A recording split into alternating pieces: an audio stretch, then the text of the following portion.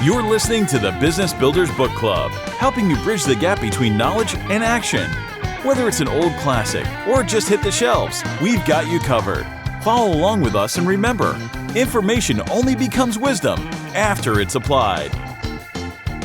Hey everybody, welcome back to the Business Builders Book Club. Today we have Radies Rajakulam, and he's here as our guest host today, and we're covering a great book. I had never checked it out before. This is something that Radies recommended to me. I got it right here. This is Expert Secrets. It's by Russell Brunson. Now, I had heard of this book before because I know a little bit about Russell Brunson. He's well known for ClickFunnels and for Actionetics and all of the sort of funnels and marketing side of business, but there's actually a lot of really good actionable information inside this, and it's not 100% all just a pitch to join ClickFunnels, which is what I thought it was. But before we get too much into that, Radies, how are you doing? I'm doing good, man, Russell. I'm glad to be on here. And yeah, I'm great. I'm excited to talk about this book because, yeah, like you said, it's a very good book with a lot of actionable steps, right? Absolutely, yeah. There's so much good content inside of it, and it's one of those books that doesn't spend a lot of time sort of floating about, like, sort of framing things. It gets like right into here's things that you can do, and here's some actually actionable steps that you can dive into and apply right now. And it's kind of things that you wouldn't think of if you like intuitively. You know, it's clear that he's gone through some sort of the learning process to get some of these frameworks and some of these tips, and Exactly. yeah, because it dives right into the content, right? Yeah, literally, yeah. Absolutely. So for those who don't know you, why don't you tell them a little bit about yourselves? When I think of you, I think of your huge social media presence and your focus on that. So I wasn't entirely surprised that this is something that you recommended based on what I know about you. Yeah, well, I mean, yeah, my name is Radies. I'm 19 years old, and I'm, I'd say, like, a real estate entrepreneur. I have my real estate license, but I don't trade like how Russell does. But I'm mainly focused on, content creation, again, on, like, Instagram and YouTube. And, yeah, it's pretty much what I do. I love reading as well. In 2020, at least the start of 2020, I was reading a book a week just until, like, the pandemic happened, and then I kind of slowed down. But, yeah, that's pretty much a bit about me in a nutshell. Nice, yeah. So it seems like you've really putting that emphasis on personal branding, and that's something I really look up to in you. And I think that everybody could be doing a little bit better, right? Like it's the way of the future for a business. Not even the future; it's the way it is now, right? Yeah, no, 100%. And it's, I think, one thing that, like, I feel like is like an evergreen business model, because at the end of the day, our personal brands are in a way a business model, and, like, it's like brand equity. And I know a lot of people talk about that as well. It's just a nice thing to have. Absolutely. And it doesn't matter the platform, right? Like if you can build up an audience, you're going to be able to sort of bring that across whatever changes happen in the in the like social media area, right? You think like people who built up a big following on Snapchat, they could transfer that over to Instagram stories. It doesn't matter what the medium is, right? Even TikTok, if TikTok shuts down, these people are bringing, like, they're on YouTube. So it's kind of like cross-pollinates across social media, and in a way diversifies your branding business, right? Yeah, exactly. I mean, it's literally like how you diversify, like, your investments in, like, real estate, stocks, whatever. It's like literally different social medias are just different avenues for you to, I guess, build a brand, build an audience, make money, and all that type of stuff, right? Yeah, absolutely. So that's definitely something that I see you doing and see you crushing. So good on you for that. Thank you. I'm curious, that. how did you get into this book? Was there somebody who recommended it to you, or did you stumble upon it? Yeah, so I knew Russell Brunson because of the whole ClickFunnels thing. I knew he was just literally like a marketing, like, god for the most part. And Right. I literally saw this book and I was like, okay, like, I knew it was something I wanted to get because there was this one and his other book called .com Secrets. So one day, I think I was just like at the mall or something, and I saw it and I was like, you know what? I'll just pick it up. I'll read it. Mm-hmm. And it was kind of, in a way, very beneficial because at the time I read this book, it really impacted me a lot because it was when I was first creating something that the book kind of talks about, which I'm sure we'll dive into deeper in a bit. But yeah, it just went hand in hand. Like, I literally used this book kind of like a manual in a way for setting up what I was doing at the time. So that's pretty much how I got into it. And yeah, like, my headspace reading the book as well. Yeah, absolutely. And I was thinking that I was just reading the book. I'm like, okay, like I see the things in this book. These are things that Radies has already done. You know what I mean? Yeah, So I'm glad that you're the one talking about it, because you're not somebody who's just read the book, but you've yeah. actually taken the time to apply it and have seen some results from it, right? Yeah, no, and I mean, I literally like I use this book like a handbook. Like I literally had it have notes and like there's some of the sales copy I'm sure that you've read as well. Like I literally recreated it for my personal business and whatnot, and it's just something that I often refer back to as well because there's just so much, like you said, actionable steps. Like even right now I'm in a process where I'm going through something similar, and I'm definitely like coming back to it often and just really recreating the actionable steps over, and it's just yeah, it's amazing. Yeah, I'm especially pumped to get into this because our first book, it was great. It was three simple steps. It more leaned on the side of personal development and Right. becoming the kind of person that you need to be successful in business. And that was awesome, and it was perfect. But I think that provides a good contrast. That now here's some actual business advice and actionable practical steps that are kind of more on a micro level, and here's how you do this thing. So, Yeah. so we don't leave people out hanging out. If they haven't checked out the book, I recommend you read it and then listen back to the episode. We're going to talk a lot about it, but Mhm. why don't you give the listeners at home a little bit of an explanation in basic terms on what this book even focuses on? Yeah, yeah, of course. So essentially everyone, and I genuinely believe this, and I'm sure you do too, but pretty much everyone for the most part, they have something that they are either super passionate about or super good at.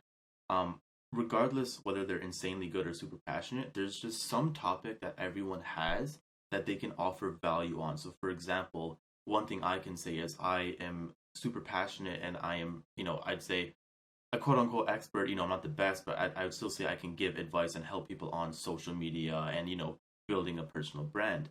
With that being said, I'm sure Russell can relate in the sense that, he is extremely knowledgeable with real estate and being a real estate agent. And with that knowledge, what a lot of people are, I guess, kind of missing out on is the ability to monetize that, I guess, the skill set and the knowledge. So this book kind of just talks you through like how everyone has that one thing or a few things that they can really build a business on just by teaching other people. And again, it doesn't have to be business. It can be, soccer, it can be cooking, it can be playing an instrument, it can literally be anything because whatever you are, again, quote unquote, an expert or passionate about, there is someone else out there that would want to be in your position, reach your expertise, and learn from you. So this book kind of just really hammers down like how you can, in a way, sell a product or an info product or a course or something like that. And yeah, it's perfect because it literally breaks you down the first few steps of, because a lot of people think, oh, I'm not good enough to teach this or that or whatever. But at the end of the day, we all are. It's just we have those limiting beliefs. So it does have a lot of like mindset related stuff as well, which is something I like. But yeah, in a nutshell, it's pretty much what it is. It's called Expert Secrets because again, everyone's an expert and we all have our secrets that we want to share, right? Yeah, absolutely. And we didn't talk about what the subtitle for it is, but it's for creating a mass movement of people who will pay for your advice, right? So Exactly. they take a couple different looks at this, right? Like they talk about like yeah, like you're going to create an information product to sell to people, right? But Mhm. the idea isn't necessarily that that's the end goal of it. This can be sort of seen as a hyper cheap way to acquire and to develop relationships with potential Mhm. clients, right? And that's what he does with ClickFunnels here. Like the book is this information product that he's selling, and there's some solid advice in it, right? But Yeah. also it sort of sets him up as an expert in the field, right? Exactly. And it develops the relationship with him as Russell Brunson for you to perhaps be interested in his other products, right? So for as a real estate agent, I could be selling something that is like, here's how to go through this process. And now you've read my book, you've done my course, you have this trust in me. And what better way to have a low cost per lead or cost per client to bring them into your business, right? It's actually a negative cost because they're paying for your information product. Exactly, yeah, and it like kind of ties in similar with like the whole. I'm sure you've heard of the Gary V like jab, jab, jab, right hook, where you're giving so much free value, and then you give them something that could be like a book or a little course or something like that, and it's like that's only the beginning of what's to come later down on the road. Because, a book about real estate, that's amazing, but that could potentially lead to like a real estate transaction, right? So it's just really finding that roadmap, and again, like the whole sales funnel aspect of it, which is something that I really love. Absolutely. Yeah. It's such a deep area of study that I think people don't talk about, right? How beneficial setting yourself up as an expert in your area, and like the benefits that can have on whatever business you're in. Yeah, no, 100%, I agree. I feel like it's so like underestimated. Absolutely. And there's one sort of point that he talks about at the start, and that and the quote is, contributing to other people's success helps you grow more than focusing on your own success, right? So the idea is like, if we can provide as much value through creating content like this, then it's going to eventually help you in the long term more than just being isolated and only focusing on, hey, what is this doing for me, right? 100%. And I mean, like, to add to that, like, imagine if you were to try and sell your own product. I mean, people are going to obviously think, oh, well, he's selling me his own product. But what if you had, again, that mass movement of people who sell your products for you? I feel like that's just insanely powerful. Like, it doesn't even have to be selling, right? Like, it could be like, you make, like someone shares this podcast. Like, obviously, we're going to both tell our followers to go check out this podcast. Our followers are going to be like, okay, cool, they did a podcast. But if, someone else was to say, oh, check out Russell's podcast, then it's like, oh, like someone else who isn't Russell is telling me to go watch Russell's podcast, so it has to be good. So it's like, when you continuously do things like that, it's just like, again, a mass movement of people just working on your behalf in a way. Yeah, they're working on your behalf, and it develops this extra layer of credibility in what you're doing, right? And that's what setting yourself up in this way can really do it. And it's in real estate, we talk so much about how important referrals are, right? And if you can get somebody to vouch for you, then how easy is that going to be able to develop a positive relationship with that new person? Yeah, no, literally. It's like, I love it because it's like the same, like real estate and I guess this whole personal branding thing, they really do go hand in hand. There's a lot of similarities. So yeah, that's a very good like analogy. I never even thought about that myself. Yeah. Absolutely. Yeah. So getting into some more of the nitty gritty of the book now, it talks about some things that you need to be able to do and that is effective for you to do in order to actually create this mass movement behind what you're doing. There's one important thing that they talk about, and it's like every big movement over time in history has had a charismatic leader at the top of it. Now this is for good or for bad, right? There's always some sort of figurehead at the top of a large movement. And Russell Brunson suggests that you need to become that charismatic person that people can follow in order to get them to take your advice and to value what you're giving them, right? Yeah, no, 100%. And I think a lot, like what he really mentions in the book is like the whole aspect of storytelling, because people love stories. And when you have a story to tell, and again, it kind of ties back to what we were previously talking about, where people think, oh, what if my story is not interesting enough or this or that? But at the end of the day, there will always be someone who can even relate to a portion of your story. So it's just like becoming that leader. And again, like being a leader, it's not easy to do, let alone being a charismatic leader, right? But again, it's all about taking the first step. And it's like, once you start to tell your stories, we all have so many stories. I'm sure whether they're childhood stories, our teens, our adulthood. Again, I know I'm still very young myself, but regardless, like we all still have stories to tell where, people will be able to relate to it and they'll, find an emotional connection. And I feel like that's where, again, there's that real power because people will look up to you in a way. Yeah, and we'll get even deeper into the storytelling element of it, because that's one of the big takeaways here, is that you can use stories to bridge gaps between people's beliefs. But we can get even more into that soon. There's one thing that I wanted to touch on that really dawned on me in this, and it's like, when you think of, when a typical person will think of someone who's selling them something, there's automatically sort of an unethical feeling to it. It's like, you're trying to get money from me, and you're trying to take money from me by selling me this thing, right? So that's something that people automatically think, and I think this book does a good job of conceptualizing how you as a person can morally get over this belief, right? It talks about how if you're selling something you actually believe in and that you think can really help a person, then it's your obligation to sell it to them or to bring it to them in the best way possible, right? So that they can actually implement the information that you're giving to them effectively to make their lives better, right? And someone might say, hey, like, why are you charging money for this then? Just give them this information for free. And I can see that point. But there's one thing that stood out to me in this book, and that's a stat that said something like people who, when given the same information, people who pay for it are more likely to implement it and actually find effect in it. And that's because of the accountability that the money that they spent on it makes them have, right? Could you maybe speak on that? Like, do you think that that's the case? Yeah, no, I 100% agree with that. I'm glad you mentioned it because a lot of people, because think about it this way, right? Like, in a way, like energy, it's like you cannot create it or destroy it. It just has to flow or be transferred. And in a way, if you think about it, if there's a course and it's like $1,000, right?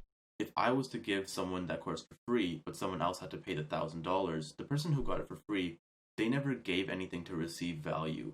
So there's no exchange in anything. There's nothing being done. There's no commitment being made. It's like, oh, it's free. As opposed to the other person, let it be $1,000. Maybe they are insanely wealthy, and to them $1,000 is nothing. Or maybe their $1,000 is, a month's worth of pay or whatever, right? Mm-hmm. They still have to give something to receive, and so they're already obligated. They've put something, like they put their foot into the door, as opposed to the other person, like they've literally done nothing. So they have no, like, there's no, I guess, urgency, or there's no, again, like, commitment. So I 100% believe in that, and I really like the whole morally obligated to give your advice, right? Because at the end of the day, there are a lot of people in, I guess, the whole guru industry that, they do scams, they do all these like unethical things, which it's a shame that it has come to this. Like, it's almost at a point where it's like, selling a course is like kind of like a slimy thing to do. And again, like, I'm sure we've both taken a lot of online courses. There's some that we definitely love, and there's some where we feel like, okay, like this really probably wasn't worth it. There's some where it's like we just may feel totally ripped off, which again is fine. But the whole point is, when you genuinely have a product, or when you genuinely have a skill set or knowledge that you believe can change lives, it's like, why wouldn't you want to help out other people, right? So I feel like when you have that, it's insanely powerful. Absolutely. And when I think of that, I think the thing that I would go with, if I was to create an information product like this, it would be something that I'm super passionate about, which is the concept of house hacking. And you and I have talked about this, but I don't think that there's a bigger thing that can have an impact on a person's life than house hacking. And for people who haven't heard me talk about it before, it's being creative with purchasing a house so that you can live in it, but also rent out portions of it so that that you can pay less for your housing and be able to save more to invest later, right? So that's a concept that I feel as a person I'm morally obligated to share with as many people, because I just start to think like, what is the effect this is going to have on their lives if they get this information versus if they don't and don't take action on it, right? So that's where I start to feel like, if I'm not doing all I can to get them to take action on these ideas and these strategies, then I'm really doing the people I know a disservice, because I know how much of an effect it can have on a life, right? Yeah, and I agree, because I remember like when we were filming videos together a few months ago, I remember like I asked you, like, what's something you want to talk about? And the first thing I remember you saying was house hacking. And it's like you literally feel like that's what you really want to share information about. And again, it's because you are, again, the expert at it, and it's something that like you are aware of and you want to tell more people and teach more people about. Yeah. And at that point, it's like, if putting a price tag on a book that I could potentially write about it, or on a course that can help people go through the steps on all the, do you know what I mean? Like, putting a price tag on it, if that's going to make them more accountable to actually taking the action, then it could be my responsibility to do that, because it's going to make them more likely to actually make a change, right? Yeah, exactly. And it's like it's not really about the money, it's more about the principle of actually exchanging, money for something else, right? Because again, like realistically there are some courses out there, and I've even paid for some courses where the information is all online for free. I could spend hours researching it, but it's just you pay the person who already knows it, so you save your time as well, and you don't have to go through, those hours of research, those hours of failing. It's just if you're already doing it successfully, why wouldn't I just pay you and learn directly from you as well, right? So that's why it's kind of, when you put the money in, it's just like, okay, I like you've definitely made a lot of I guess mistakes and a lot of learning lessons that came from it, and now you're able to repurpose that and teach people it. So it's like the cost is insanely like cheaper compared to the cost of actually learning it yourself. Yeah, in both money and time, right? If you Exactly. can have all of this information packaged in one spot, and it's going to actually make an impact on your life, then that's the kind of value that you want to be bringing in a sort of information product that you could create. 100%, exactly. You just nailed the coffin right there. Yeah. So with that out of the way, to explain how this is all morally relevant and how you should be obligated to do these things if you really believe in what you're selling, there's other elements that Russell Brunson gets into, and he says you need to be able to be good at persuading people to take action and to buy into the information you're trying to give. So he talks so much about you need to be able to persuade people properly. And there's a point that he makes about how people will do anything for those who encourage their dreams, justify their failures, allay their fears, confirm their suspicions, and help them throw rocks at their enemies. So this, it kind of sounds a little confusing if you're hearing it for the first time, but Yeah. do you want to talk a little bit about what that means and how that can help to persuade somebody? Yeah, no, 100%. And I mean, like, this is literally like sales, right? So obviously with sales, you want to play with people's emotions, again, ethically.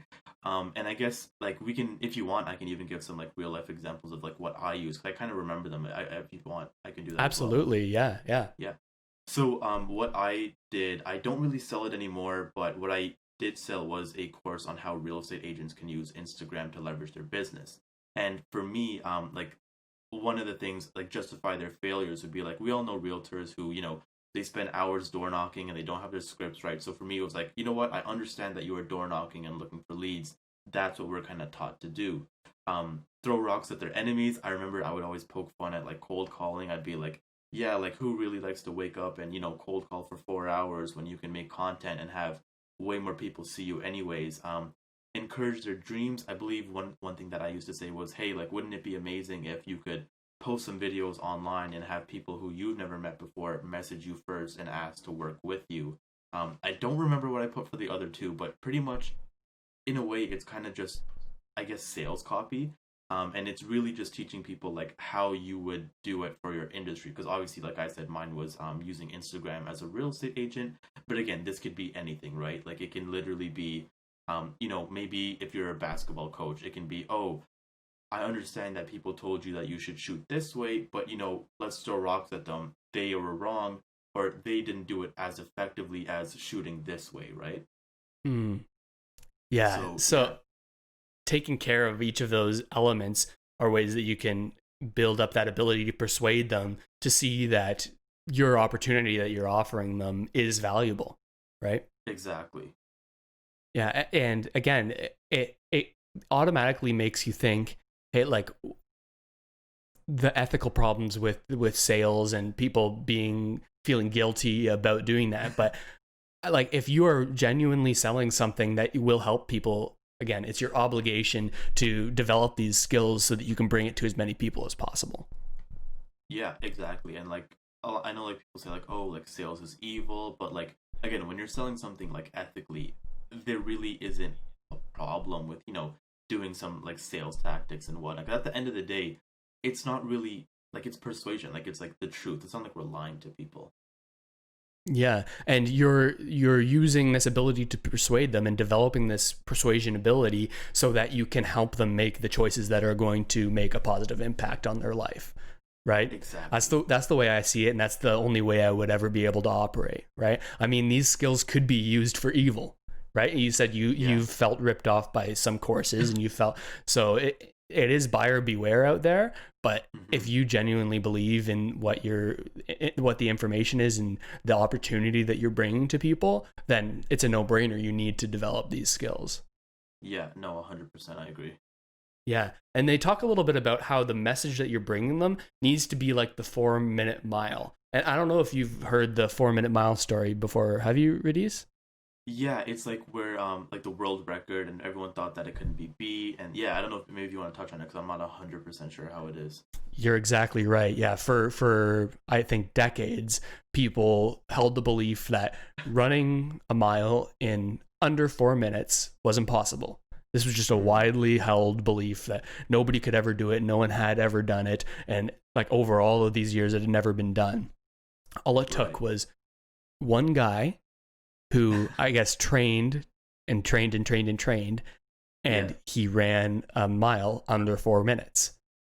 Wow. And you think, wow, like that's incredible. It could never be done. It's impossible. The crazy thing was, as soon as this person did it and was able to do it, within the next year, there were 5 other people, roughly 4 or 5 other people who had also done it after decades of people thinking it was impossible. And so this sort of parable, this story teaches us that it really is a matter of belief, what you believe you can do and what you believe is possible. So in the context of Expert Secrets, Russell Brunson's comparing it to this 4-minute mile, saying like, if you are benefiting from the opportunity that you want to bring to people, you need to show them that this is actually possible and that they can do it, and show them that you've done it, and here I'm gonna bring you along the way, and it is possible, so you can do it too, right? So it's developing that message so you're really showing them that it's something that's possible because you've done it, right? Yeah, no, and I really like that because it's like people, I guess, even in like sales, like they have like that kind of limiting belief, like, oh, I'm not able to do this, this isn't for me. But it's like when you show, people that, hey, like this is something that I've done, my students have done, other people have done, then it's excuse me, then it's like you can kind of get them to relate to you, and then they'll in a way feel like they can do it too. Absolutely. That's why I love that story, because it really shows how, like, people think beliefs are this sort of airy thing that doesn't really have an effect on the physical world, but just in that example, right, you see how just a change in mindset can change the whole landscape of an industry, right? Yeah, and it's like there's this quote, it's like your thoughts become your beliefs and your beliefs become your reality. And like that's just something that is like very, very true. And we see time in and time out again, even in our personal lives. Like it can be anything little, like, oh, like I am going to do this. And if you keep on thinking it, or like I'm going to be successful, whatnot, it will become a reality. Yeah, and if people want to hear more about that, check out the past few episodes that we've done on 3 Simple Steps, because there's the bulk of that book is about that sort of topic. So if you find yourself being, oh, okay, that's pretty interesting, check that out, read that book. It's a good one for that. So the next part that Russell Brunson gets into in the book is he talks about how people would rather a new opportunity over top of an improvement to something that's already being done. So if your vehicle is framed like the vehicle you're using to take them towards this end result that you want them to have, if your vehicle is a totally new opportunity, it's going to be more effective. Do you remember this part of the book, Radies, from when you read it? Yeah, I do remember it, but one thing, like, I don't know if with this part, I feel like this is the one part where, like, I wasn't sure if, like, I was 100% in, like, agreement to it. Okay. And I don't know, like, what do you think, Russell? Like, do you think, like, this is the way that people would rather have a new opportunity over an improvement, or what? Well, based on what he talks about in the book, I can definitely see his side of things. So, because he's saying that if you bring a new opportunity, it's easier to have it accepted than something people already know a little bit about. Because like say we're talking about weight loss, and you say like, hey, here's a new way that going on a lose carb weight, free, yeah, like here's a new way to lose weight through going carb free, right? If somebody's already tried carb free and they're like, yeah, you know what, I've done that, it didn't work for me, they already have this past experience of failure, and they know that if they need to improve upon that, it's just going to be a lot of hard work and hard work and hard work. And people generally, for better or worse, don't like to do that hard work. So if you bring in something that's an improvement to something they know, they might be more resistant to saying, hey, here's this new thing, you haven't even tried it yet, give it a chance, right? So I could see no, that that, makes a lot but I of guess sense. you kind of saw the other side of things there. Well, I see both sides, and I think like one thing to note is I guess it really depends on what type of niche, or I guess what the opportunity is, right? Like again, I feel like if it's something a bit more specific, I feel like it might be a bit harder to do, as opposed to if it's a bit less specific. Like I like your weight loss example, which makes sense. Like, like one thing is like a new opportunity could be like, oh, like have you ever tried like fasting? A lot of people, they probably haven't, and it's like I feel like they're more easily, I guess they're more open to trying that, as opposed to if it's something like, oh, don't do your Instagram page like this, do it like this. People are gonna be like, oh, well, like I'm already doing it this way. Like, why is your way better? Like they might have, like I see what, yeah, I see where it makes sense. Like I feel like there's like a fine line. It's like again finding what works for you in that sense. But yeah, I do agree, and I think in my situation, I was probably just too niche, so it didn't really work out like how it worked out for Russell. But yeah, no, it does make sense. Yeah, and I think like he talks about, and this is a concept throughout the book, he talks about a blue ocean versus a red ocean. He uses these words to describe whether or not a market is saturated with people trying to teach the same sort of thing, right? And he says you can avoid this red ocean, which I guess it's the analogy is there's a bunch of sharks in it already eating fish, right? And it's red from the blood of eating the fish, right? Yeah. Versus a blue ocean where it's open waters, right? It's only you in it. So I think in order to always present a new opportunity, you can just niche down farther and farther and farther so that it is a new opportunity instead of an improvement, right? Like I guess for your example with the leveraging Instagram to increase your real estate sales, right?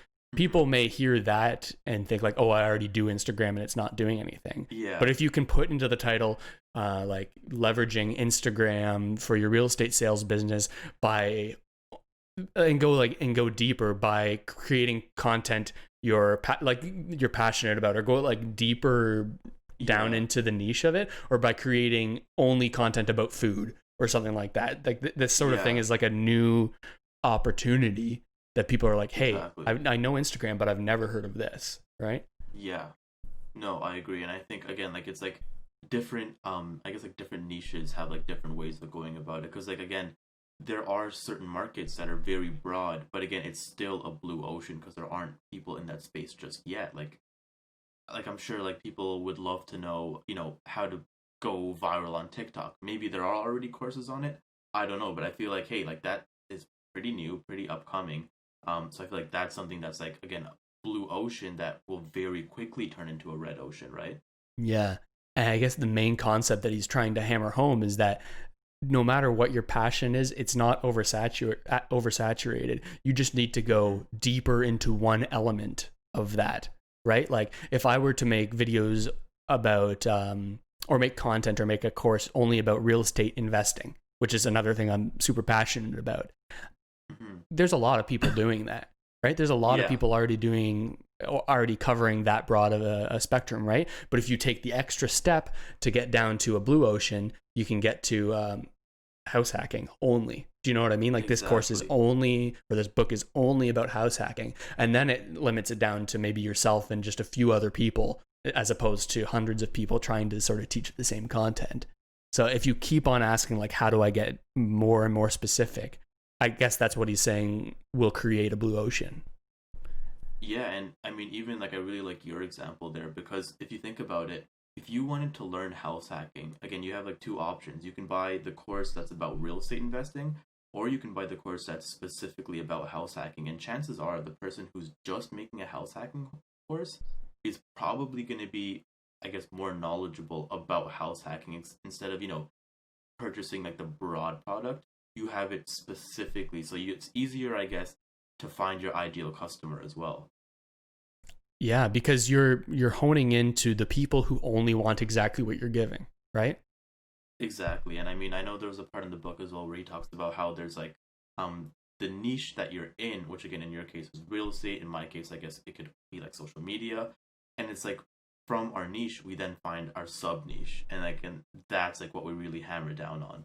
Yeah. So for yourself, you cover a lot of social media and a lot of business building tips in terms of social media. How have you dug into your niche, and what do you see that as? Like, how do you conceptualize that for yourself? Yeah, and I like for me, like the past few months have just been a roller coaster. Because again, like I was, like I said, a real estate agent before. Now I guess like I haven't really announced it publicly, but I'm probably gonna like stop being a realtor for the most part. I'd say my niches right now, I probably have about like three sub niches. One would be teaching people the concept and the possibilities of forex trading. Two would probably be a bit more mindset, because I really like making mindset videos because it's something that people, I guess, love. And I guess the third and final one would be making money from a personal brand. So for those three, they are all pretty niche down in the sense that they're not extremely broad, but at the same time, they're not insanely specific. So I can kind of dabble in between the three and then kind of see where it takes me, type of thing. So I'm still figuring out like exactly what I want to do, but right now I still have the three right now that are working pretty well. Yeah, absolutely. And I imagine like as these currently blue oceans become more and more red, the way to do it is just to get even more specific, like how to be successful in forex trading, with some sort of hitch to it, right? Yeah, like as a day trader or something like that. Like there's so many different things. Or by using virtual assistants to take it down to 10 minutes a day. Do you know what I mean? Like figuring out these sort of things that make it have this other edge, but may not be necessary right now, given it may be more of a blue ocean, right? Yeah, and like literally that's why it's such like an amazing concept, because as you are the expert, you are constantly changing, adapting, and doing different things. Like I'm sure, real estate investing before COVID was a lot different compared to real estate investing during COVID. And like I know for a fact there are people who literally made courses on, or master classes or whatever you call it, on how to invest in real estate virtually. And I mean, that's something that they had to adapt to themselves, and then they were in a position to teach, right? So it's like forever a game of adapting and learning and then teaching what you're learning. Yeah, and this is just all about providing value for people, right? And the way that you're going to develop yourself is with a focus on adding value to other people, right? This is like why people would ever hire a realtor, right? Is because they've gone through the effort of understanding how this transaction works, right? And for any given business where you're hiring a professional to work with you, it's like this person has committed the time to go deep on this, and they can bring me this sort of information and expertise. And so it's your obligation to be up on the new things and niching down into these areas so that you are the expert about these things. Exactly, yeah, because at the end of the day, like it would be an awful position if you're teaching something and someone asks you a question and you don't know the answer to the question, because then it's like, well, if you don't know the answer, why are you even teaching me this in the first place, right? Mm-hmm. It's like that's why it's so important to really be up on what you're teaching. It may be less ethical to teach something that you know that you don't know as well, right? And that's kind of like a balancing act, though, because they talk about if you're in that mindset of like what line do you cross where you can say I'm an expert on this, right? There's no, like, your results have to be your credentials, right? Yeah, and I think like that's, like you just said it perfectly there. Like I would say for you to be an expert, I feel like it's not it is your knowledge, but I feel like it's also what results do you have that other people want for them to even consider you an expert. Right? Because like for example, like to someone who owns 0 properties, you may be their real estate expert, but to someone who owns like 100 properties, like they'll look at you and be like, you're not an expert, I'm an expert, right? So I feel like it's all relative. Yeah, and the same person who has 100 properties, people who own like real estate investment trusts might look at them as like, what are you even doing? We're closing on 100 units a month, right? Yeah. So it's a continual like bigger fish chain. And if you were to follow that all the way, the only people who would ever be able to teach are people who aren't interested in teaching at all at this point, right? Exactly. And I mean, again, though, like it does make sense because if you think about it, for someone who's, I guess, just beginning in real estate investing, they're not going to want to learn instantly how to buy 100 units a month, right? They're going to want to figure out, like, how do I get my first deal? So that's why people who just have one deal, it makes sense for them to make a course because they will teach what the beginners want to do. So like you said, it's like bigger fish, bigger fish. People eventually go through that journey because if you think about it, like people who are, high level millionaires, like their mentors are not people who are at the same level, people that are above them. And those mentors, they don't have students who are, not at that, I guess, millionaire level or that status level or whatnot, right? Yeah. There's value to learning from somebody who's only a few steps ahead of you, right? Exactly. They're not as far removed from your current experience, and they're the ones who were just where you were and now are where you want to be. So who better to bridge that gap than somebody who is just a couple steps ahead? Exactly. Yeah, you said it perfectly. Like when you bridge that gap, if the gap is too far, it's impossible to like really build that connection, right? Yeah, it's like how can you relate to somebody who has 1,000 units when you're buying your first deal, right? It's like Exactly. you think in such a different way. Yeah, I think that's the one thing that can sort of alleviate the concerns about feeling like, am I really an expert? Because to somebody you are, right? Exactly. Absolutely. And so in the book, it talks about how it's important to give people, in order to get them like bought into learning what you have to give them, first you need to give them what they want instead of what you believe they need. So instead of giving them all of this information about specifically what you think will make this big impact, you need to find out what exactly it is that they want to learn and make sure you give them that so that they actually see the value in it and will have their immediate questions answered. And he gets into some strategy on how to make this happen. I think that there's a section of that in the book. Is that right, Radies? Yeah, and I think like I don't remember if this was in this book, but it was there was a quote called don't talk to your audience like how you want to talk to them. Talk to them how they want to be spoken to. Because like we all have different audiences, right? Like certain people, you'll have to say different things for you to relate to them. So for example, like if you're talking to a real estate agent, you're gonna have to know real estate terms, real estate, I guess, inside jokes. We all know that, logging into the MLS takes about like 50 days. Right? And it's just like once you have those like little inside scoops, like you can talk to your audience how they want to be talked to. You can relate to them. So I guess having that what do you call, like, market research in a way is very important because yeah, like once they understand that they can relate to you and you're speaking to them how they want to be spoken to, then you can kind of, after you gain that trust, you can kind of throw something else at them that will make them uncomfortable, but again, they have that trust already, so it's like they're kind of more open to it. Yeah, it's like, hey, I've given you exactly to the T what you want. Now check this out. I think it's going to make a big positive difference in your life. Exactly. And usually what exactly they want is like a result. So it can be something like, oh, like I want to be able to shoot free throws above a 50% percentage. So it's like, okay, like, look, I will literally teach you how to do that. I can do it. My students can do it. This is what you need. And then it's like, okay, like you're giving me what I want, but I have to do this. That's fine. I'll do this to get that. Yeah. And by teaching them and getting them over this 50% free throw level, then they develop that trust. Hey, this person can take me from point A to point B, and they're going to trust the advice you have. It's like, hey, now you've done this. This was your goal, but you know what's really going to improve your game is understanding more game sense about basketball. And here's my information about actually why people play the way they do. Here's my analysis of the pros. It might be not something that you're interested in, but if you've seen that their advice has taken you from point A to point B about something that you specifically want, then how much more are you going to trust them about, like, hey, I really need to understand how people are rotating like mid play to improve my game when I'm playing with the guys at the gym, right? Yeah, and it's like literally like the whole sales funnel aspect. Like it all starts with, maybe you have like a free video that teaches them something, and then they're like, oh, okay, like I want to get your book.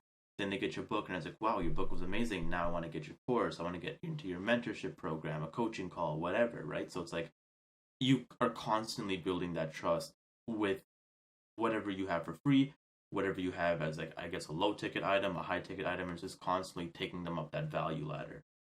Absolutely. And again, it's about bringing people this value that they need and having them have the accountability to actually implement it through buying that information, right?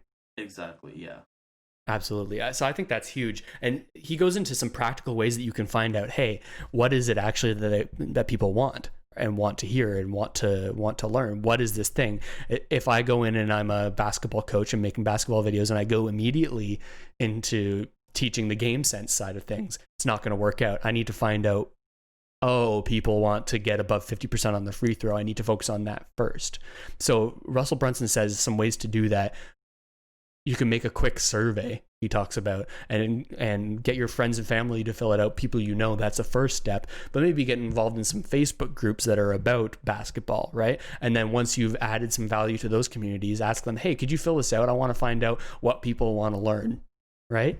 And if you can get them to give you that information, that's huge. That kind of data can help you so much in terms of your marketing for your content and for figuring out how you can speak to people the way they want to be spoken to.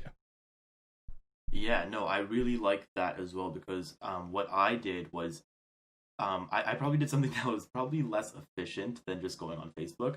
What I was doing was I was giving free coaching calls to real estate agents, and I would literally just have them ask me like any questions they want for like, some calls are like 30 minutes to an hour, whatever.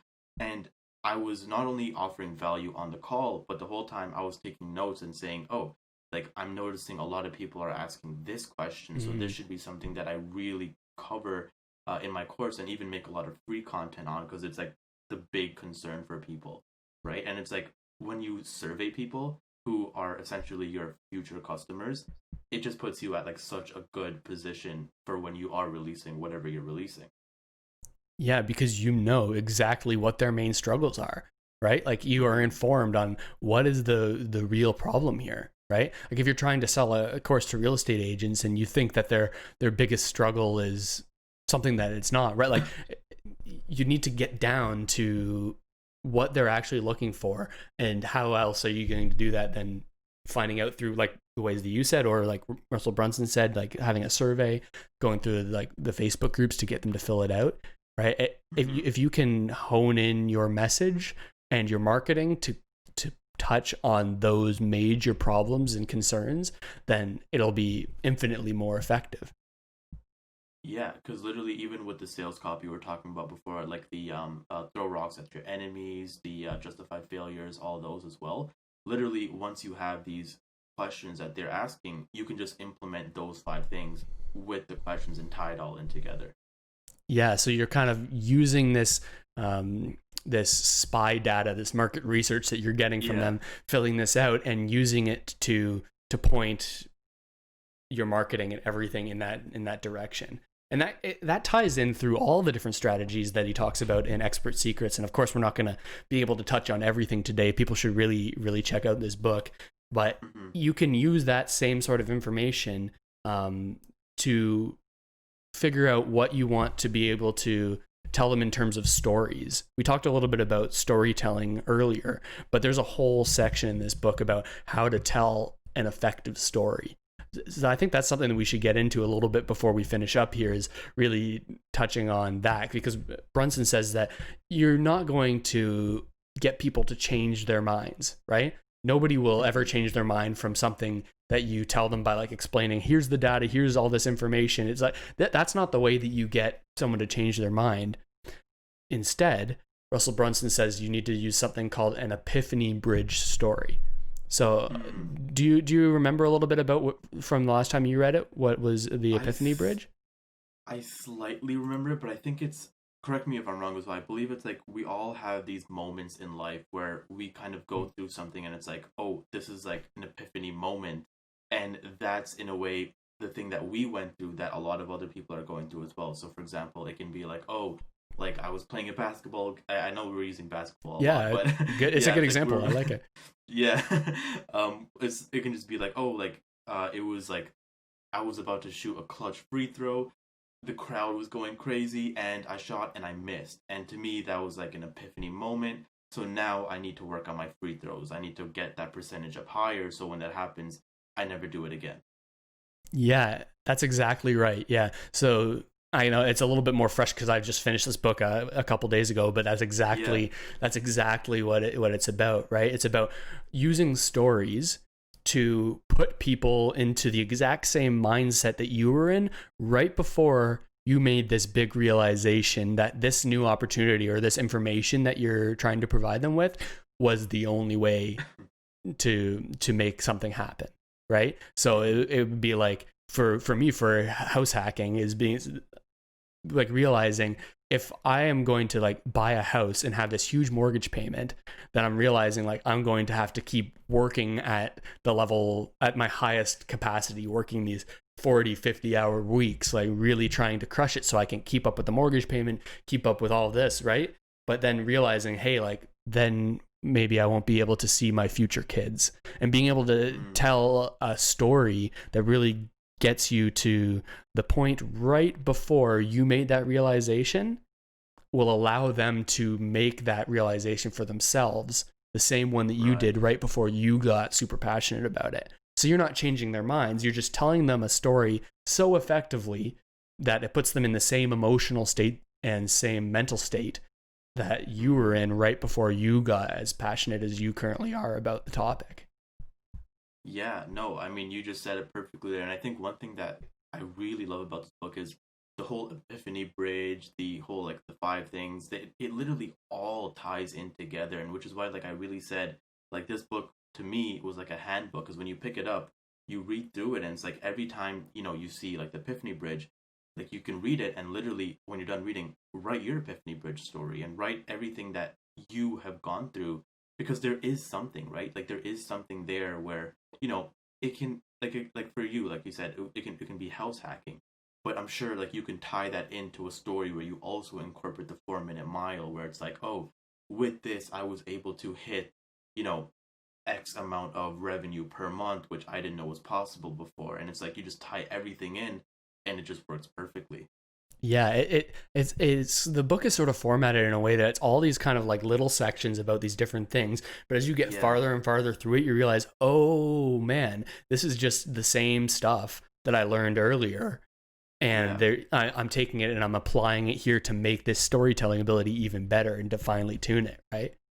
Exactly, yeah. Yeah, I think that's the hallmark of a well-written book is that it teaches you things and you can then use those skills later on. But the one fault I find in this book, it's a little bit like drinking from a fire hose, right? It's a lot of information all at once that you're just like pushed into. But I think if you look at it from the mindset that you were saying, like thinking of it as a handbook, right? You can refer back to this. You don't need to be able to remember everything first read, but as long as you know what's in it and where you can go to get what you need, then that's where it's at.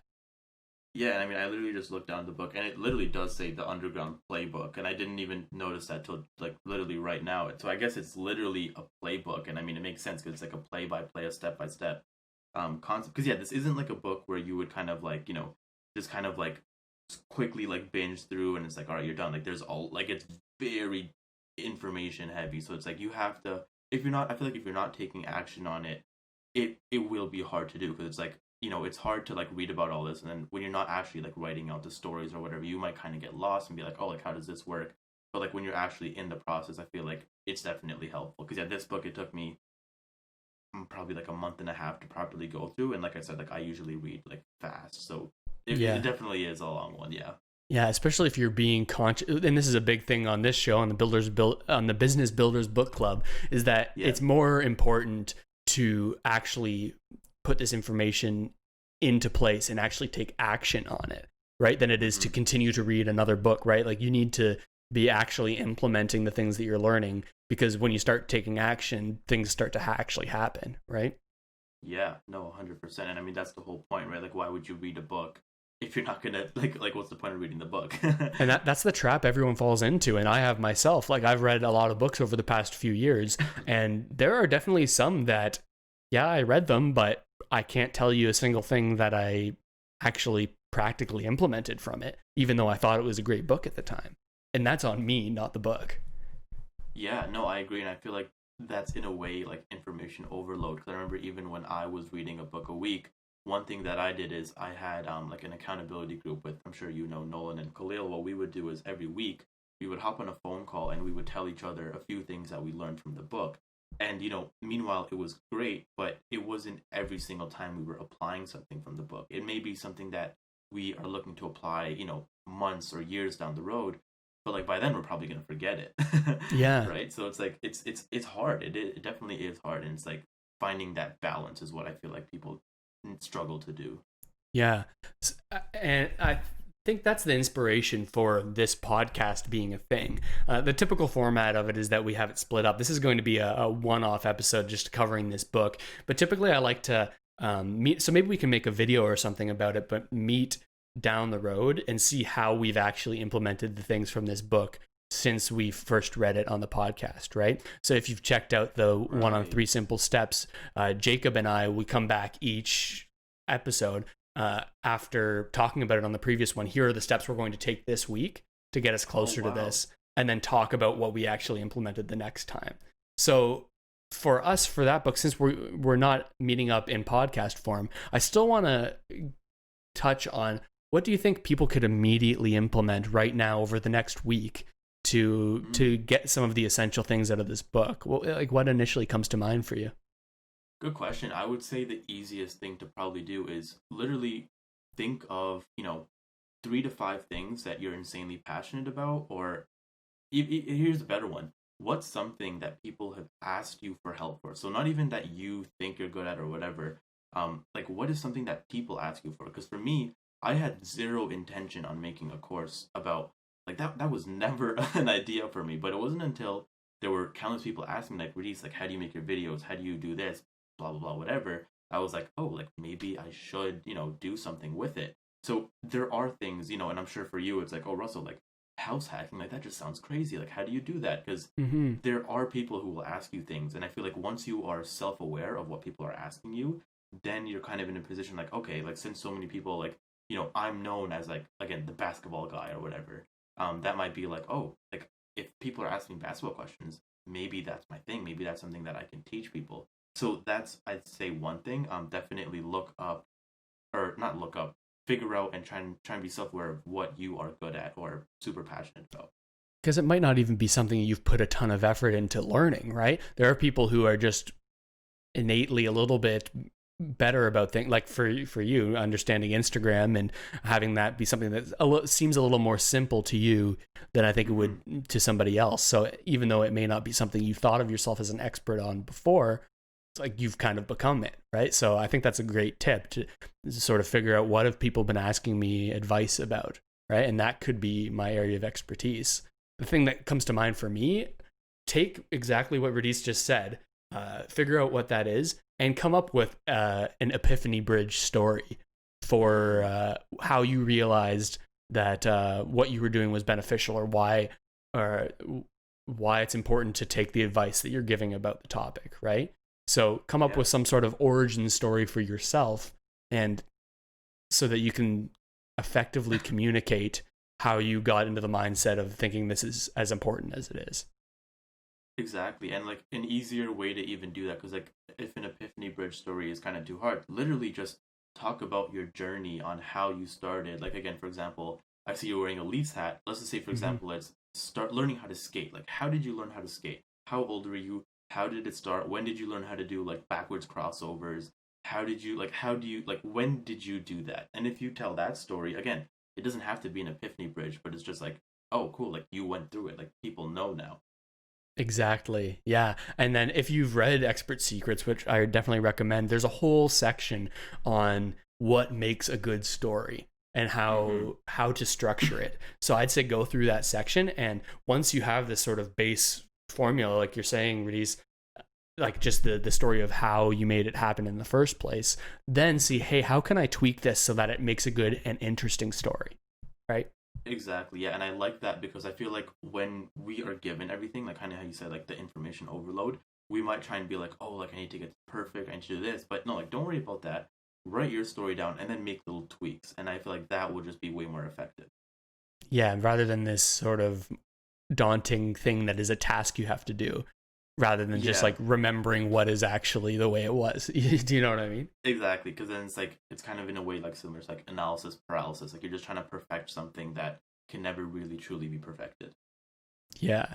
So I think that those are two really good areas to start, and that we can both implement even more so. I know you've already sort of started to do this with your Instagram course, but maybe now as you're sort of transitioning a little bit away from real estate full-time and more focusing on the more beneficial areas for you, the branding and the Forex, and maybe something that you could do is figure out what that origin story is for you.